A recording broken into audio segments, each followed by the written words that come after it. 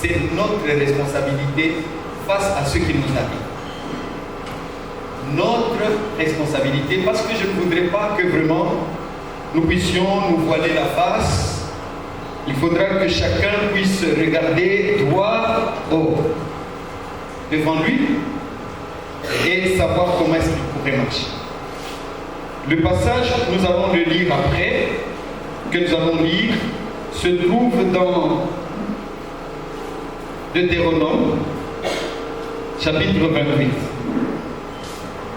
Deutéronome, chapitre 28, à partir du verset 15, disons 14,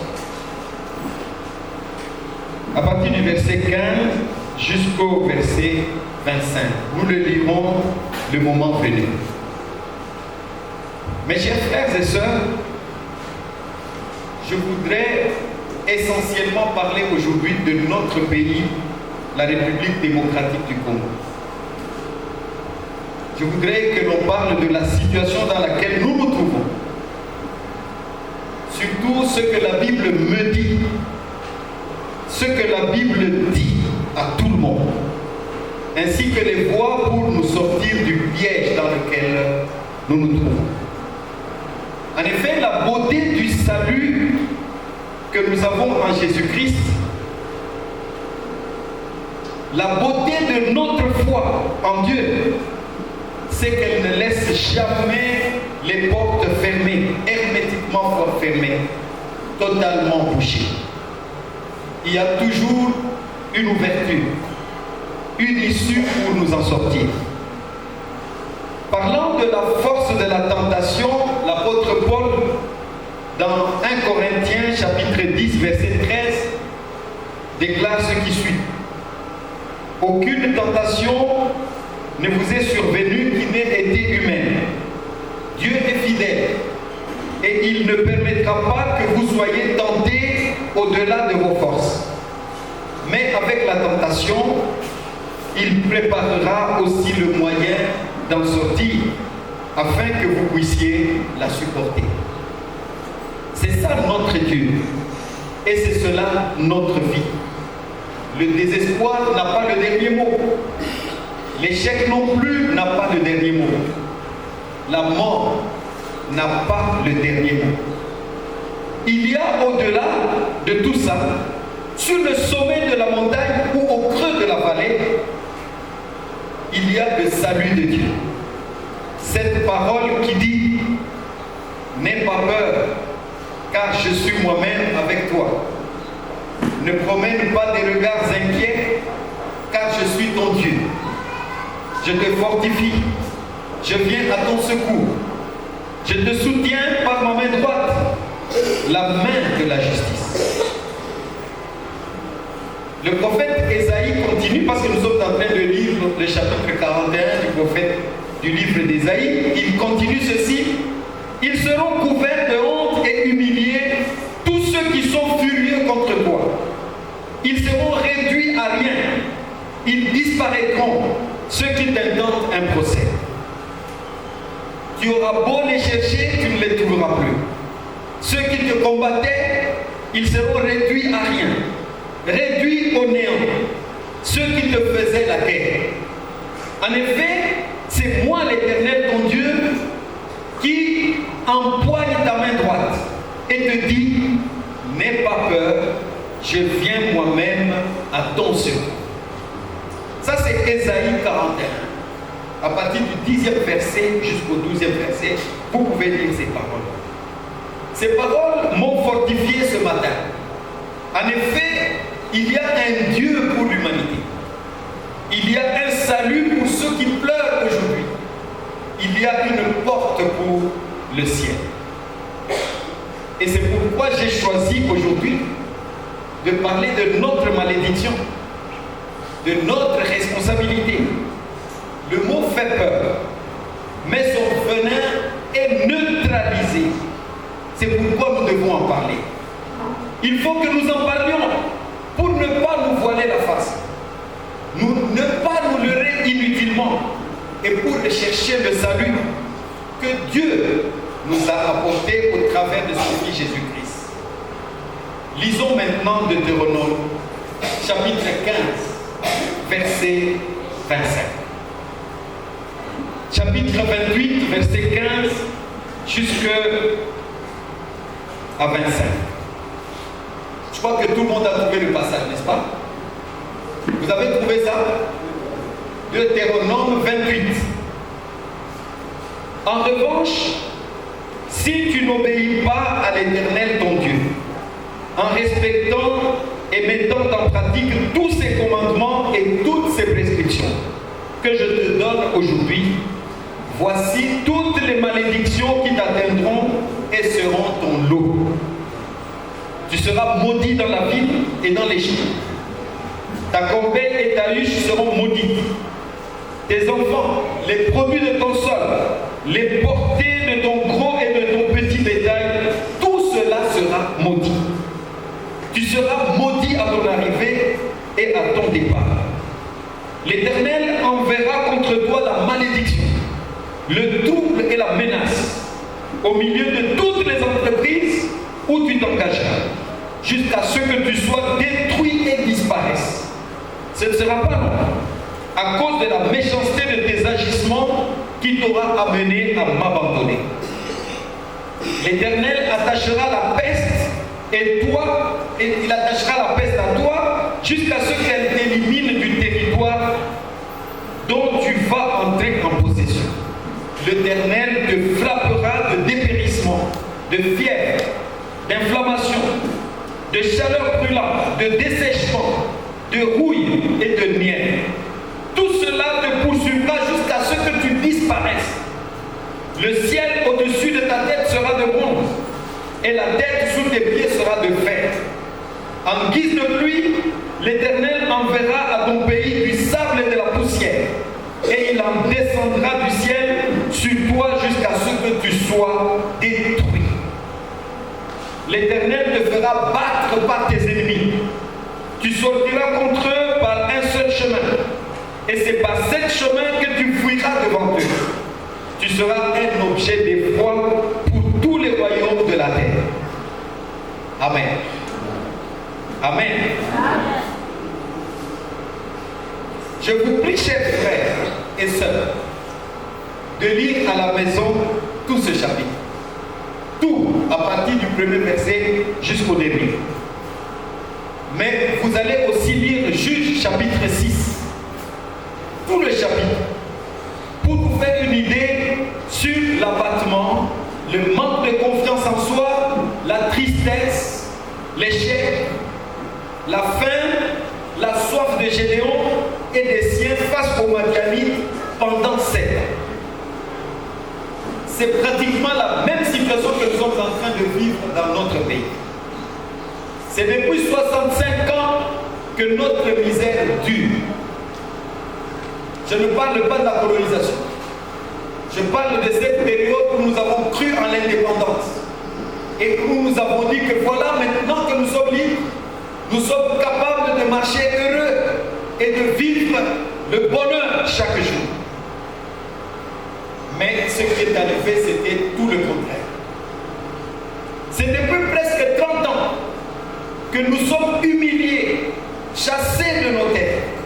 Pire, que nos militaires fuient l'ennemi avec une peur panique, une peur indescriptible. Des gens parlent beaucoup à Bukavu, mais est-il possible qu'une armée, que des autorités abandonnent la ville alors que l'ennemi est encore à 70 km? Non, c'est la malédiction.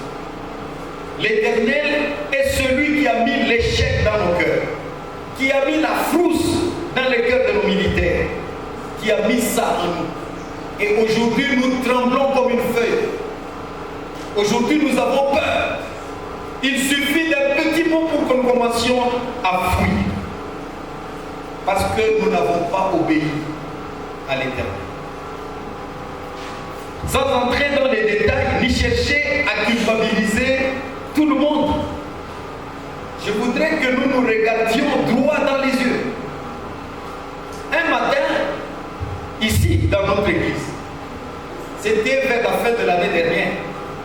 Le pasteur Isaac, qui prêchait dans cette église, lorsqu'il parlait des sortes des cœurs, il avait lu ce passage de Matthieu chapitre 5, verset 8. Heureux ceux qui ont le cœur pur, car ils verront Dieu. Ce qui m'a le plus surpris, parce que ce jour-là c'était moi l'interprète, ce qui m'a le plus surpris, c'était la question qu'il avait posée. Une question directe qu'il avait posée à tout le monde, y compris à moi aussi. Il avait dit, qui sont ceux qui ont le cœur pur? Qui sont ceux qui ont le cœur pur? Il s'est arrêté et il n'y avait personne qui pouvait lever son petit doigt.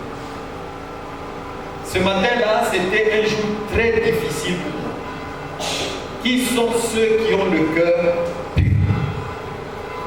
Et aujourd'hui encore, ce matin, devant vous, je vous pose la question. Parce que cette question retentit davantage. Qui a un cœur pur? Qui a parmi nous un cœur pur? C'est en effet la condition pour voir Dieu. N'est-ce pas? Dans Matthieu, on dit, ceux qui ont le cœur pur verront Dieu. Et aujourd'hui, qui a un cœur pur? Peut-être que nous jouons, peut-être que nous croyons que l'Église, c'est juste pour nous montrer. C'est peut-être pour venir passer notre temps. Mais nous sommes ici en relation avec Dieu. Et Dieu dit, heureux celui qui a le cœur pur. Et toute la question maintenant est posée. Est-ce que moi, mon cœur est pur? Est-ce que toi, ton cœur est pur? Est-ce que l'autre là, son cœur est pur? Parce que c'est la condition. Je crains que ce ne soit la seule condition. Avoir le cœur pur. Chers frères, c'est très important lorsque nous parlons même de notre pays. Une malédiction énorme pèse sur nous. Ou disons peser sur nous. Parce que depuis un certain temps, quand j'ai commencé à comprendre ces choses, j'ai commencé à prier Dieu. Et je dis aux gens, même dans le cadre de nos prières ici, je dis, prions, changeons de prière. Parce que nous avons tendance à responsabiliser les autres. À croire que nous ne sommes pas co-responsables de cette misère qui est en train de nous frapper depuis 60 ans, depuis 30 ans. Je pense qu'elle est en train de partir. Parce que Jésus-Christ lui-même, la Bible dit que Dieu, il efface nos iniquités. Il ne compte pas nos péchés. Mais la condition, c'est de savoir que nous sommes pécheurs. En effet, lorsque nous venons auprès de Dieu dans la sincérité, dans un rapport de vérité, et lorsque nous reconnaissons que nous ne méritons pas, Dieu est plus près de nous qu'avant. En effet, le salut de Dieu est beaucoup plus près de nous qu'avant. Parce que Dieu est ici. Amen. Ce que nous avons vécu durant ces années, n'est-ce pas? C'était une condition pour que nous puissions vivre ce que nous sommes. Je vais juste citer quelques éléments. Parce que la Bible dit, si tu n'obéis pas, si tu ne suis pas ma voix, voici les malédictions qui sont à ta porte. Voici les malédictions qui sont dans ta maison. Voici les malédictions qui sont dans ta vie. Voici les malédictions qui seront sur ton pays. Or, depuis 60 ans, nous avons développé des haines partout, y compris dans les églises. La haine est devenue un tapis sur lequel nous marchons. Même dans les églises, dans nos quartiers, nous ne nous aimons pas. Le mot tribalisme, c'est aussi une autre forme de haine. Le mot nationalisme est devenu une autre forme de haine. Je ne dis pas que c'est négatif, mais ici, tel que nous vivons ça, nous le vivons et ce sont des formes de haine. Que Dieu nous pardonne. Nous ne nous aimons pas. Essayez de voir comment ça se traduit. Quelqu'un peut avoir le courage de dire, mais monsieur, il est de quelle colline celui-là? Pourquoi est-ce que vous ne pouvez pas me donner à moi cet emploi-là et qu'il s'en aille, s'il peut mourir, qu'il meure? Les gens ont aujourd'hui le courage de dire ce genre de choses. Aujourd'hui, nous sommes dans des paroles vides. Nous parlementons. N'est-ce pas? Nous parlons de trait d'union, mentons. Nous parlons et nous mentons. Que Dieu nous pardonne.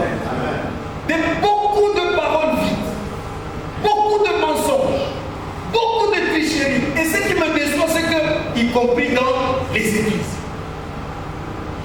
nous mentons sur les gens. Nous mentons sur nous-mêmes. Nous mentons sur nos églises. Nous mentons et nous parlons beaucoup. Nous sommes devenus tellement bavards. De véritables parlementaires. Ou disons des véritables parlementeurs. Que Dieu nous pardonne. La souillure. La souillure. Lorsque je parle de la souillure, je pense à l'adultère. Je pense au viol, je pense aux assassinats, je pense au banditisme, tout ça, c'est-à-dire tout ce qui nous rend sale, tout ce qui nous rend sale.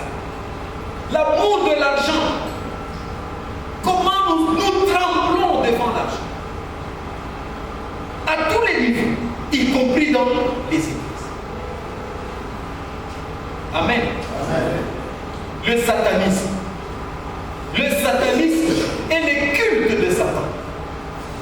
Les loges, les gens qui sont tantôt dans la franc-maçonnerie, tantôt dans le mouvement Illuminati, tantôt dans la Rose-Croix, tantôt dans la sorcellerie. Ça se parle, y compris dans les églises. Que Dieu nous pardonne. Amen. Tout ça. La Bible nous dit que aussi longtemps que nous sommes dans ce stade, nous sommes maudits. Et je crois que ce qui est en train de nous arriver aujourd'hui, c'est la malédiction. Ça ne vient pas de Satan, ça vient de Dieu. Il est mécontent de nous. Mais ce qu'il y a de bon, c'est que Dieu nous aime. Dans Ésaïe chapitre 1er, verset 18, il dit justement, venez, plaidons. Si vos péchés sont rouges comme les cramoisis, je le ferai blanc comme la neige. Et c'est alors que vous aurez de la paix, de l'amour. Je ne voudrais pas entrer dans les détails parce qu'on ne disposait pas de suffisamment de temps. Mais je crois véritablement que notre salut passe par un regard, une introspection dans nos vies. Que nous puissions arrêter de faire le mal et que nous puissions marcher selon la volonté de Dieu. C'est une condition. Je pense que notre bonheur commencera ici sur terre et il va se continuer au ciel. Que Dieu bénisse sa parole.